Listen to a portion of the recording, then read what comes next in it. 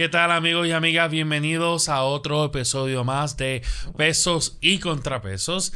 En la noche de hoy me acompaña, como todos los días de grabación, la compañera panelista Verónica Banucci Ponce. Verónica, ¿cómo estás? Saludos, Camilo, y saludos a toda la audiencia que nos está escuchando en este momento. ¿Qué tal? Oye, a nombre de Pesos y Contrapesos del equipo de producción, queremos felicitarte que estabas de cumpleaños. Gracias, Camilo, así son. Ya estamos en los 29, casi llegando al tercer piso. 29 años, esperamos que sea de un año de muchos éxitos, muchas cosas buenas, que sabemos que eso es lo que viene por ahí para ti, así que lo mejor del mundo para ti. Gracias, Camilo, un montón. Bueno, y entonces ya que pasamos a la celebración, estos pasados días fueron un poco activos, sobre todo el lamentable, ¿no? Asesinato del policía recientemente, el agente caído en su deber mientras hacía una persecución en la avenida Valderotti de Castro. Eso es en la región de Carolina, entre Carolina y San Juan. Y pues eso ha traído una serie de comentarios, ¿no? Y una serie de discusión sobre luego de que arrestan a los sospechosos. Y eso trae una discusión sobre el derecho a la fianza. Y es lo que vamos a estar dialogando en la tarde de hoy sobre por qué entonces y cuál es el derecho aplicable para los acusados en cuanto a la fianza en Puerto Rico. Y lo podemos aplicar hoy al caso, ¿verdad?, del C de Dobleta, o a el caso del policía que asesinó perdón, de los que asesinaron al policía. Pero también esto se traduce a los casos de violencia doméstica, se tiene un efecto importante en otros delitos de otra naturaleza. Así que vamos a comenzar por ello. ¿Cómo se aplica el derecho a la fianza en Puerto Rico? Es el tema y hay mucho que hablar, sobre todo desde el punto de vista jurisdiccional, porque es un asunto que hay que mirarlo tanto estatal, pero hay que mirarlo a nivel federal, Verónica. Sí, y yo creo que siempre es bien importante tener como pie forzado entender el propósito de la fianza, por qué existe tal cosa y cuál es el propósito de la fianza. Y es que la fianza se establece para garantizar la comparecencia de la persona acusada, pues el día del juicio, o pues de las distintas etapas del proceso criminal. Estuve escuchando al colega Armando de Crime Pod, que estuvo con el licenciado Donald Milán, y hacían un análisis también del derecho a la fianza, y a mí me gustó mucho la perspectiva del licenciado, porque él enfatizaba, bueno, brincando ya más a un poco unas cuestiones sociológicas, de a quién mayormente les impacta pues la cuestión de la fianza. Y es que muchas veces pues las personas que se ven afectadas por no poder prestar fianza pues representan personas de escasos recursos. Así que, y él decía, para estas personas el derecho a la fianza vendría siendo el habeas corpus, porque muchas veces en realidad no pueden prestar la fianza, y él mencionaba que el problema que existe con el hecho de que no hay unas guías para los jueces a la hora de imponer una fianza, que es completamente discrecional y pues muchas veces varía. Que él decía que él ha visto asesinatos de una persona en que imponen una fianza de 1 millón, o incluso casos que imponen fianzas de 100 millones.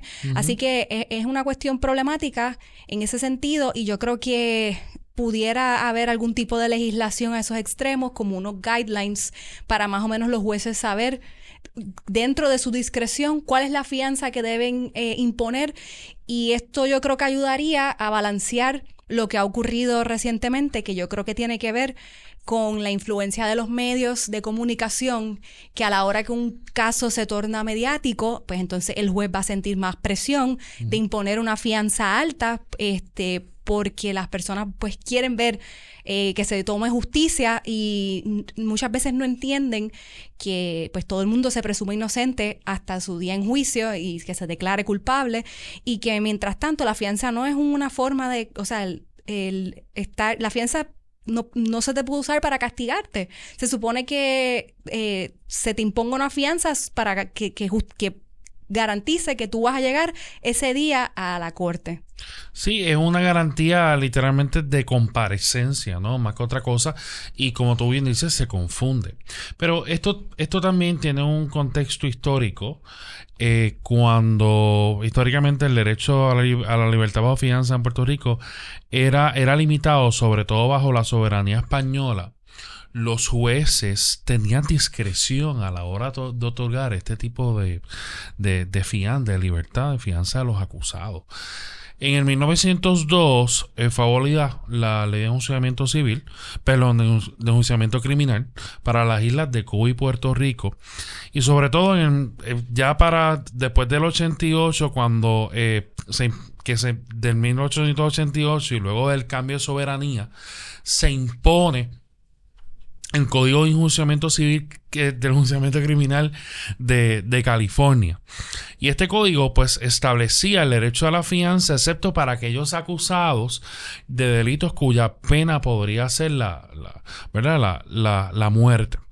Luego sabemos que ese proceso de transición, ¿no?, entre el cambio de soberanía, entra la ley orgánica Jones, la famosa Acta Jones de 1917, y esta sí adopta una disposición similar al Código de Enjuiciamiento Criminal, estableciendo que todo acusado tendría derecho a la libertad bajo fianza. Ya el Tribunal Supremo se viene expresando porque nuestra primera experiencia se otorga ¿verdad?, de derecho a quedar bajo fianza a todo acusado ocurre entre 1917 y 1921.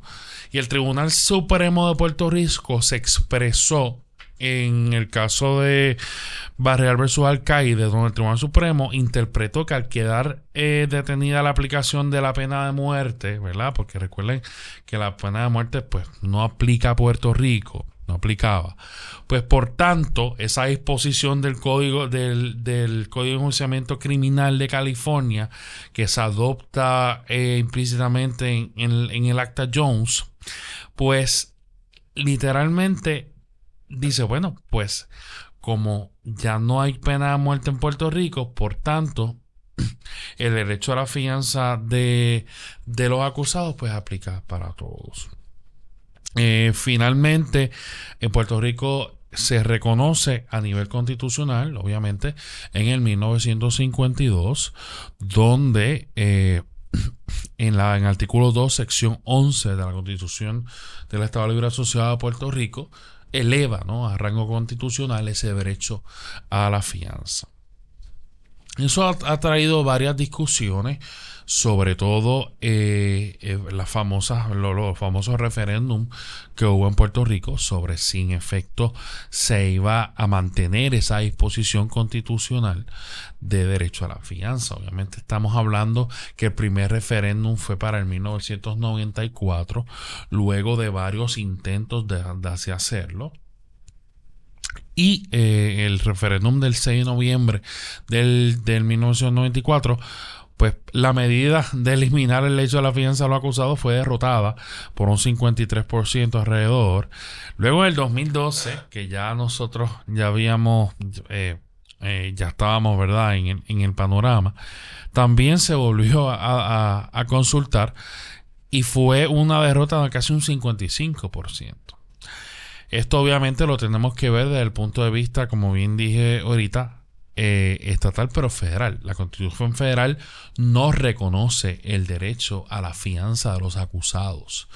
Cuando se va a evaluar, cuando un magistrado en este caso va a evaluar el derecho a la fianza de los acusados, evalúa dos aspectos importantes: que sea un riesgo de fuga o que sea un riesgo para la comunidad. Por ende, si se prueba, ¿verdad?, o si Fiscalía puede probar que en efecto es un riesgo de fuga o en su defecto es un riesgo a la comunidad por alguna de esas variables, los magistrados federales podrían, y así lo hacen regularmente, no dar el derecho a la fianza a los acusados pasó en caso de Andrea, ¿no? El famoso caso de Andrea, donde el boxeador no le dieron el derecho a la fianza. Y así un sinnúmero de ocasiones. Entonces, cuando lo traemos a Puerto Rico, a los famosos casos, pues vemos fianzas elevadas de 500,000 y de momento la bajan a 50,000, porque como bien dice Vero, no hay una uniformidad, ¿verdad? Por decirlo así, legislativa para o una guía. Y Vero, yo creo que eso se debe a la vagancia legislativa. Porque descansamos mucho y el sistema legislativo descansa mucho en discreción del tribunal. Uh-huh. Y yo creo también un poco en el enfoque, porque mira que no se han tomado el tiempo para establecer una guía. Sin embargo, pues sí han tenido el tiempo para presentar todos estos referéndum que bien ha señalado. Y yo creo que tiene que ver también con el interés de siempre tener la opinión pública de su lado y más o menos seguir lo que está ocurriendo pues en el país en el momento, que ha generado la tensión, y a base de eso legislan.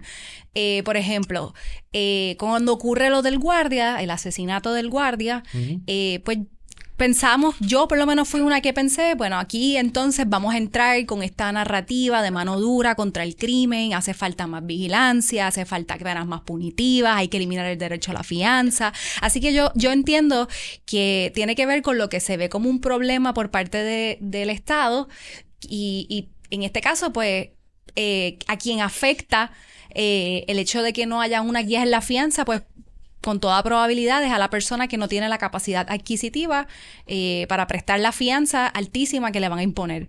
Así que por esa razón yo creo que es una cuestión de interés, de que no les interesa regular el tema, porque no es un tema que quizás le genere votos, no es una medida populista, es una medida que quizás personas más adiestradas en el tema del derecho, pues van a reconocer la importancia. Por ejemplo, quizá una persona lega, pues no estaría pensando en la necesidad de establecer una guía.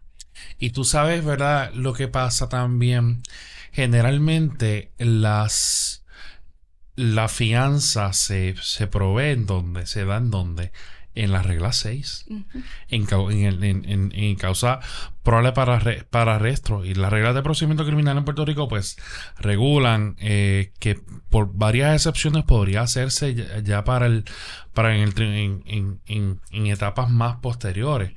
Pero generalmente eso se ve una regla 6. Sí. ¿Cómo entonces?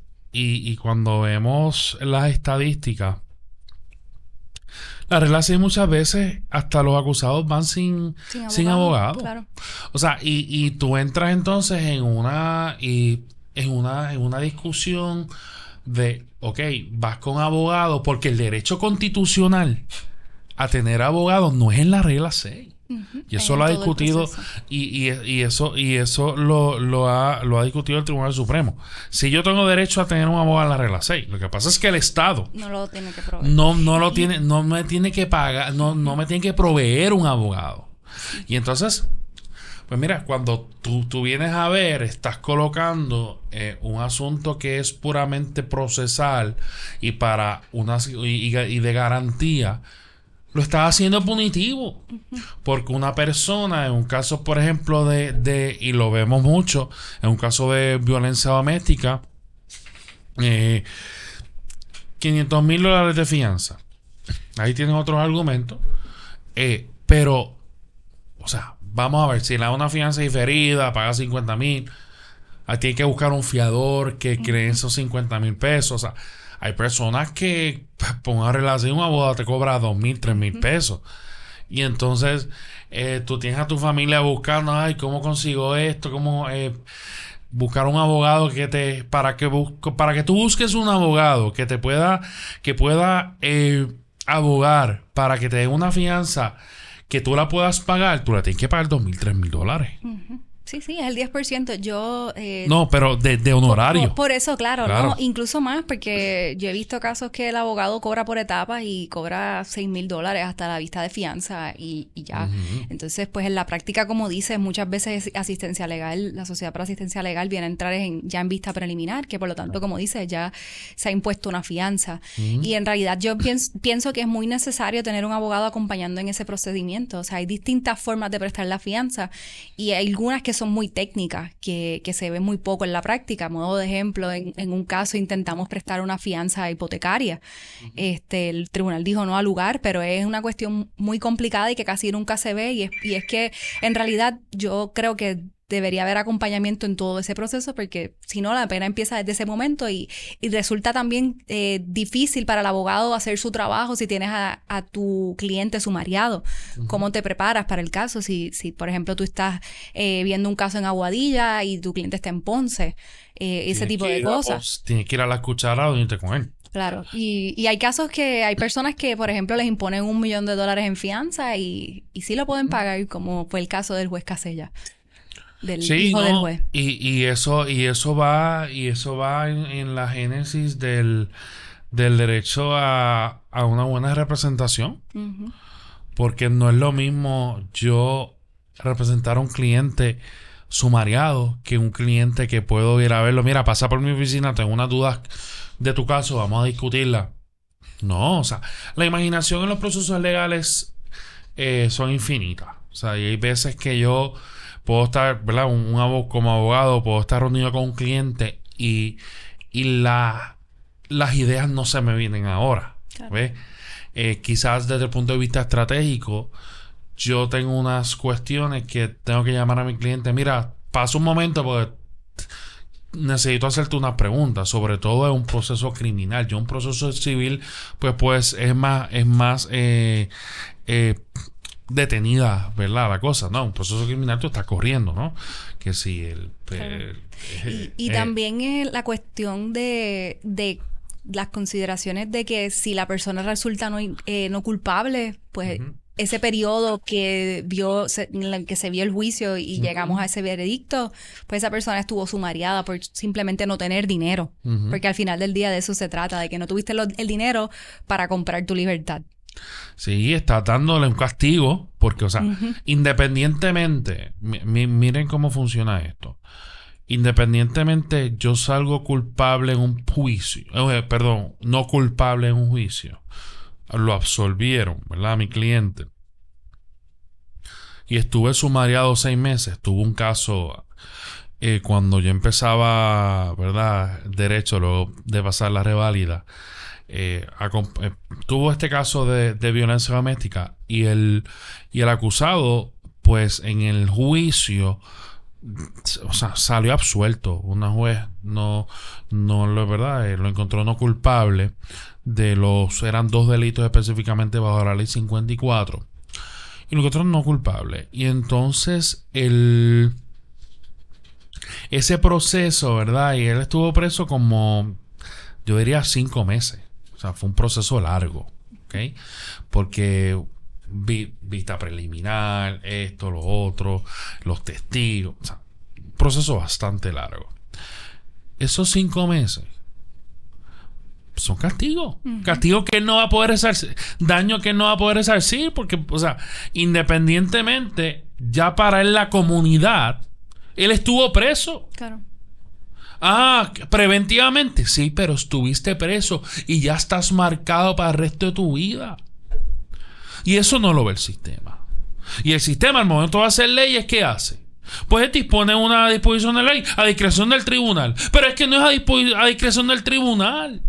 Tienes que tener unas guías y unas garantías que eviten ese tipo de castigo, porque entonces estás castigando a una persona sin haber cometido un delito. Sí, sin su debido proceso. Le estás castigando sin Claro. saber si en efecto era o no culpable. Claro, y esas son las consecuencias de nosotros los abogados y abogadas, que algunos están en la legislatura, de decir, de hacer leyes que digan y que lean a discreción del tribunal. Es que el tribunal no está para legislar. El tribunal está para interpretar las guías que tú le des. Y hemos tenido varios planteamientos de que el tribunal no está para crear. A veces yo me pongo a ver y a leer unos argumentos y no, que el tribunal no hay una legislación, pero sí la jurisprudencia ha dicho. Pero es que la jurisprudencia, o sea, hay que leer el título preliminar del Código Civil. ¿Qué dice el título preliminar del Código Civil? Que la jurisprudencia complementará en esencia la ley. Pero hay veces que tú lees una opinión del tribunal, tanto civil como criminal. No, porque a pesar de que la ley dice eso, nosotros y me cita el caso, en fulano insultando a mengano. Y entonces el legislador lo que hace, no, el Tribunal Supremo dijo esto. Y entonces pues lo legisla. Lo vimos con el Código Civil. El Código Civil es el Código de 1930 temperado con la jurisprudencia de 1930 para acá.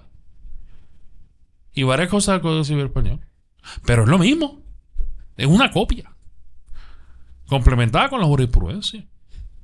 Así es. Y yo creo que de todas formas no se pierde la discreción. O sea, el juez va a poder interpretar lo que el legislador entienda que debe ser la ley aplicable, pero se ha hecho en Estados Unidos. En Estados Unidos hay unos sentencing guidelines y en algún momento se cuestionó que el juez no iba a poder impartir su discreción y que eso iba a ser un problema. Pero no, porque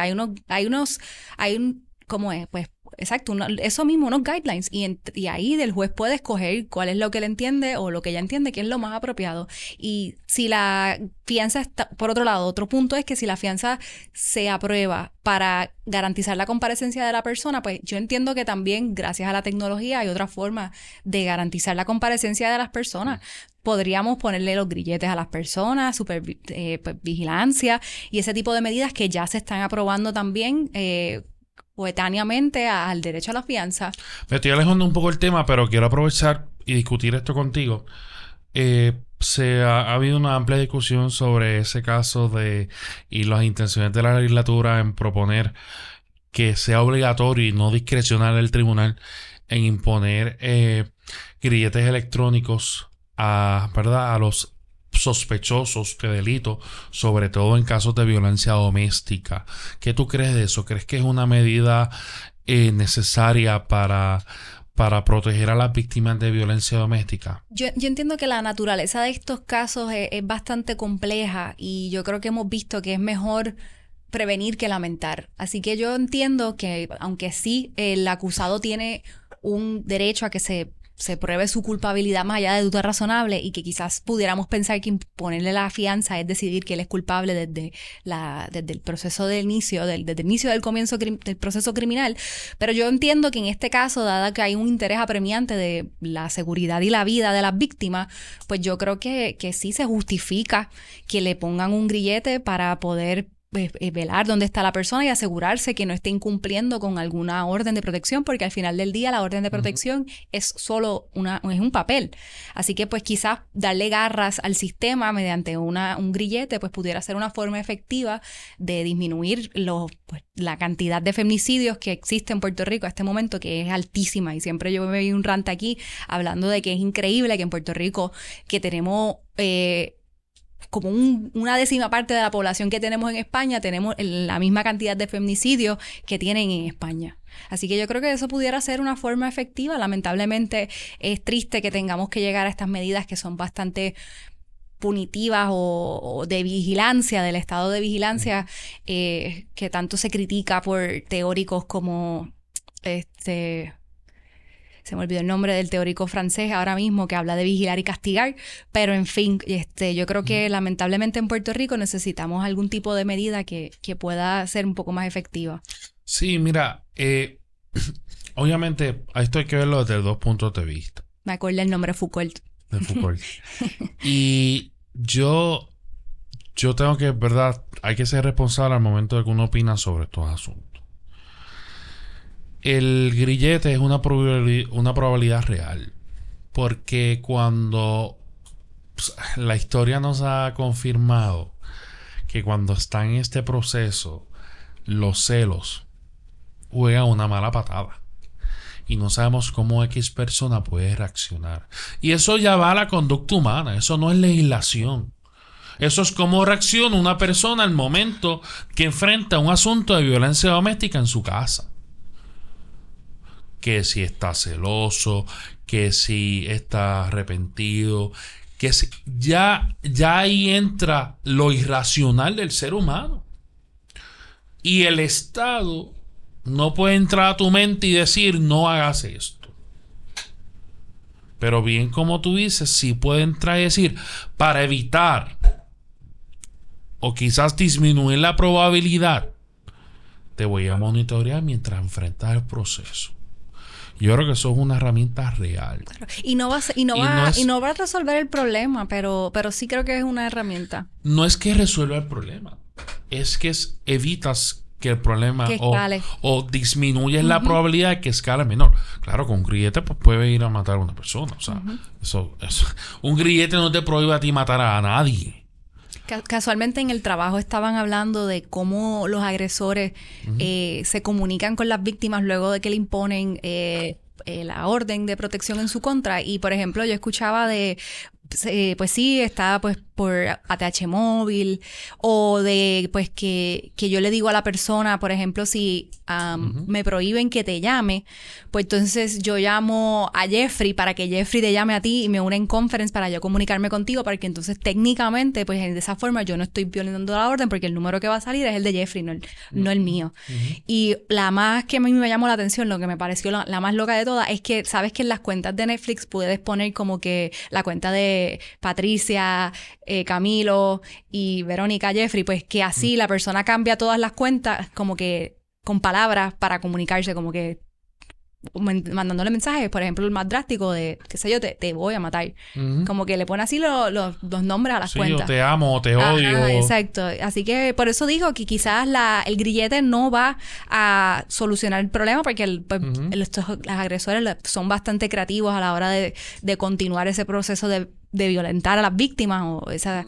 Pero sí, como dices, evitamos que escale a lo físico. Y Vero, cuando pensamos que se había mermado en los asuntos de violencia doméstica, vimos recientemente, no hace más de 2 semanas, de una ciudadana aquí mismo en Guaynabo, al lado de nuestro estudio, frente al Centro de Bellas Artes de Guaynabo, que literalmente pudo grabar el momento en que un agresor se bajó del carro y le entró a puño a su pareja.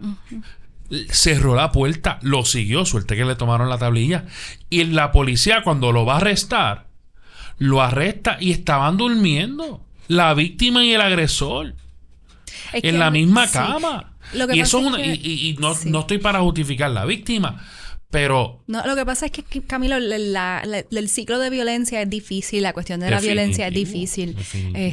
Muchas veces entran cuestiones del síndrome de Estocolmo y todas estas teorías que pues se han utilizado para tratar de explicar estos acontecimientos, pero pues no es una cuestión fácil, porque el comportamiento humano es pues bastante diverso, así que no todo el mundo reacciona igual y pues muchas veces sí hay una relación íntima, y lo que eso implica de la confianza de la persona, y pues a veces salir de estos lugares es difícil por cuestiones ya sea económicas, de seguridad en el hogar, así que entran en todos estos factores, así que pues muchas veces la víctima también entra en esa situación que se le hace difícil irse del lugar, porque quizás es su hogar y no tiene la capacidad económica para irse a otro espacio seguro.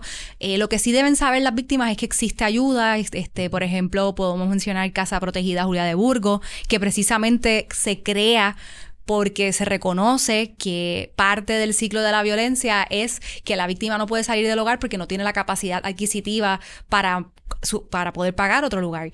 Y uno de los retos que enfrenta, por ejemplo, Casa Julia, es que pues es ayuda transitoria, porque no necesariamente tienen la capacidad adquisitiva económica para poder pagarle la estadía a las víctimas, y las víctimas, que esto salió en el periódico, a veces no consiguen un hogar para dónde ir, porque sí el Estado les provee una ayuda, pero por ejemplo creo que es una cuantía, digamos que de $300, $500, y lamentablemente con el alza en costo de vivienda, pues nadie consigue una vivienda digna por este costo. Así que hay varias consideraciones por las cuales muchas veces la víctima, luego de que le dan una pela, así como le dieron a la compañera, pues terminan durmiendo con su agresor, y es porque no pueden salir muchas veces. O son víctimas que son dependientes a su pareja por eso. Y tienen hijos. También. No, que me van a quitar los nenes porque yo no los puedo mantener. Uh-huh. Entonces se van con eso, con esa idea, pues se quedan en ese estatus. Y yo creo que le corresponde también a la ciudadanía, ¿verdad? Tengo que reconocer a la ciudadana que tomó el video, y que tomen de ejemplo esta acción ciudadana. Creo que nos corresponde a todos y todas ser partícipes de una mejor estructura social. No podemos criticar y no hacer nada. Creo que todos y todas tenemos ese deber. Donde quiera que estemos. La ciudadana estaba de camino a su casa, y gracias a eso ya pudo iniciar un proceso que la víctima no necesariamente hubiera iniciado. Sabrá Dios si él no hubiera grabado ese video, estuviera muerta. No, y lamentablemente si lo hace así, en público, sabrá Dios lo que hacen en privado. Claro. Verónica, te agradezco. Gracias, Camilo. La conversación, una conversación amena, como siempre. Esperemos también, podemos traer a casa de Julia de Burgos para que nos explique cómo es ese proceso de transición. Sí. Así que hacemos una invitación pública y luego haremos las gestiones para traerlo.